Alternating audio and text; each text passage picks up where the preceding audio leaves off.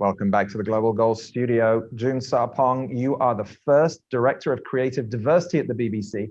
How is this new role emblematic of the conversation the BBC is having globally?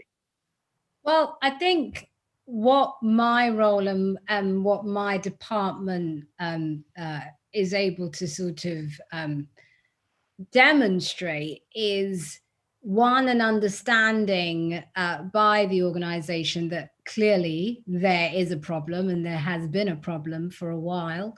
And then two, a need to engage with talent in ways that we haven't done in the past. You know, my background is television. I've been a presenter for over 20 years. So the good thing for me is I understand firsthand what the problems are. And because of that, being in meetings with our commissioners and our executives, there are blind spots that they have that I'm able to see past and to be able to say to them, well, here is how we get stuck. And this is why we haven't been able to progress diverse talent up until now. And we've invested 112 million into diverse content. I'm hoping David's company will come and make some more great programs for us.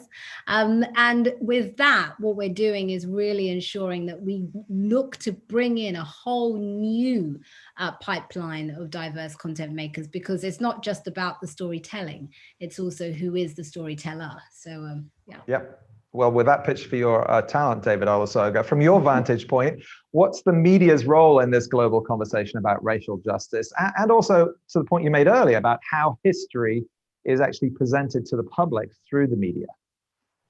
I think the media needs to decide whether it's going to engage in a dialogue of false equivalency or whether it's going to be anti-racist. Is racism something that we are going to put in the scales and weigh up as something we need to be balanced and moderate about? Or is it a social evil that has disfigured our society for multiple centuries?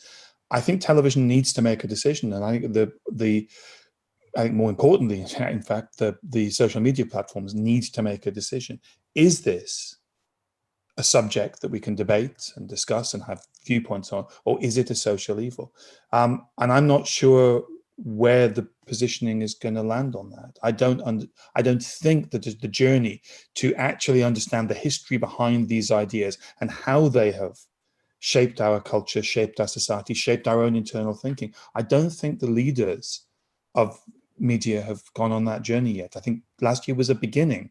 And I think, John's absolutely right. Lots of leaders thought this was something that they had the skill set and the mindset to simply manage through, edicts, and were found wanting. The question is, are they willing to go on the journey of exploration? It's very interesting if you write books on this subject, and I'm sure June will have had a similar experience. The number of people who are in senior leadership positions who I've spoken to because they've been reading what I've written, was a new experience in 2020, and there's some optimism to be taken from that. I get emails from people wanting to have conversations because they've read books about the British Empire or slavery or race that I've written. I take some positivity from that, but it is baby steps in a long journey, and it's a long journey we have to make quickly. Right. Yes, you could be optimistic, or you could say, what took you so long? We're going to take another short break. Please stay with us. We'll be right back.